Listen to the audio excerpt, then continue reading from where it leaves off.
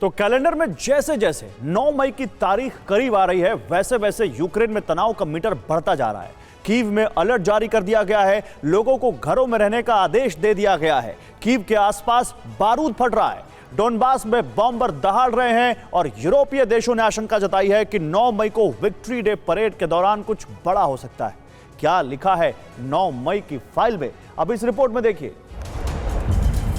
जिसका डर था वही हो रहा है।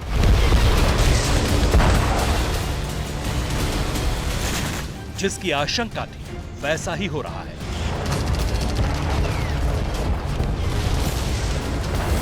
जैसी भविष्यवाणी की जा रही थी वैसी ही तबाही की बारूदी सुनामी उठने लगी।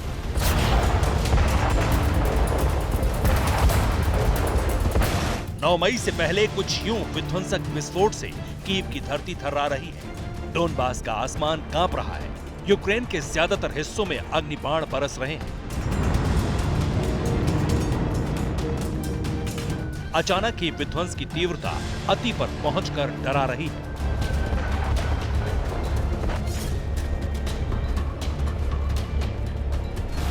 यूक्रेन के शहर शहर बारूदी तबाही के बीच सवाल उठने लगे हैं। क्या 9 मई वाली विनाशक आशंका सच साबित होने वाली है?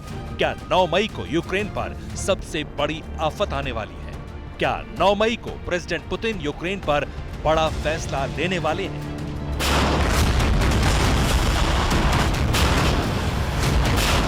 आशंकाओं में लिपटे इन सवालों को जरा फिर से इन विनाशक दृश्यों से समझने की कोशिश करिए। अचानक ही डोनबास के अंबर में बॉम्बर दहाड़ने लगे। डोनेट्स्क और लुहांस्क के ऊपर रूसी मार्का अटैक एयरक्राफ्ट गश्त लगा रहे हैं और यूक्रेन के पावर सेंटर से चंद किलोमीटर की दूरी पर विस्फोट हो रहा है। 9 मई से पहले रूस की इस आक्रामकता के बीच यूक्रेन अलर्ट पर है। शहर शहर सायरन की डरावनी आवाज गूंज रही है। कीव के मेयर ने बड़ी चेतावनी जारी की है। विटाली क्लिटेस्को ने चेतावनी देते हुए कहा है कि रविवार और सोमवार को कीव के नागरिक घरों में रहें। कीव में कर्फ्यू तो नहीं लगेगा, लेकिन कोई बड़ा कार्यक्रम नहीं होगा। अगले 2-3 दिनों तक पूरे कीव शहर में पेट्रोलिंग बढ़ाई जाएगी। सतर्क रहें और युद्ध के समय के लिए तय जरूरी सुरक्षा उपाय अपनाएं। ये सिर्फ वार्निंग नहीं है, यूक्रेन में 9 मई वाले डर का सारांश है। युद्ध के 75वें दिन वाली दहशत की आहट है।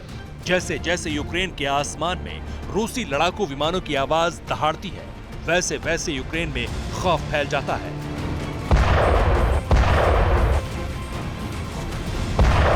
डर का मीटर इसलिए भी ऊपर है क्योंकि कीव से करीब 900 किलोमीटर दूर मॉस्को में रूस लगातार अपनी ताकत की नुमाइश कर रहा है।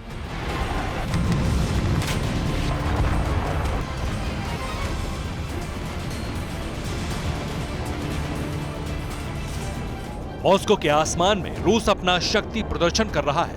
विक्ट्री डे की रिहर्सल हो रही है। एक से बढ़कर एक विनाशक फाइटर जेट उड़ रहे हैं। सड़क पर मिसाइलों से लदे ट्रक दौड़ रहे हैं। टैंक और तोप कतारों में हैं और लगातार दावा किया जा रहा है कि विक्ट्री डे पर प्रेसिडेंट पुतिन अपने जश्न को और विस्तार देने के लिए यूक्रेन को लेकर बड़ा फैसला ले सकते हैं।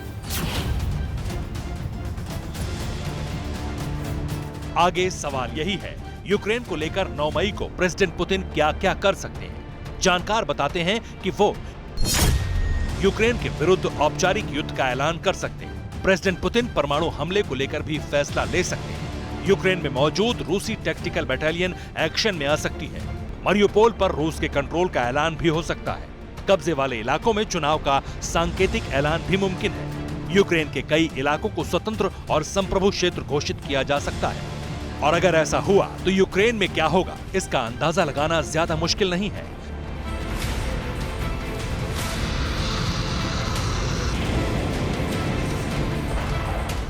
दरअसल अब तक रूस ने यूक्रेन पर हमले को युद्ध नहीं कहा है, वो इसे ऑपरेशन का नाम देकर तबाही मचा रहा है। यही वजह है कि रूस ने अब तक अपने किसी भी महाविनाशक मिसाइल का इस्तेमाल नहीं किया है।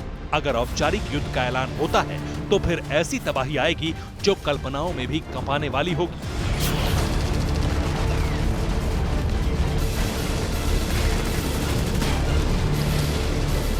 रूस की एटमी आर्मी पहले से एक्टिव है। रूस के तमाम मंत्री राष्ट्रपति से लेकर राजनयिक तक परमाणु युद्ध का जिक्र कर रहे हैं। ऐसे में मुमकिन है कि रूस टैक्टिकल एटम बम के इस्तेमाल का ऐलान कर दे, और अगर ऐसा हुआ तो फिर महातबाही तय है।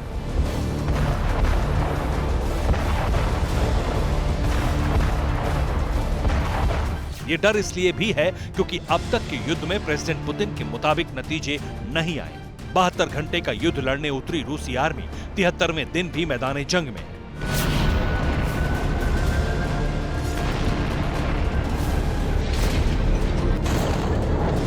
पश्चिमी मीडिया बार बार पुतिन की हार की भविष्यवाणी कर रहा है। अमेरिका लगातार यूक्रेन को हथियार देकर मदद कर रहा है।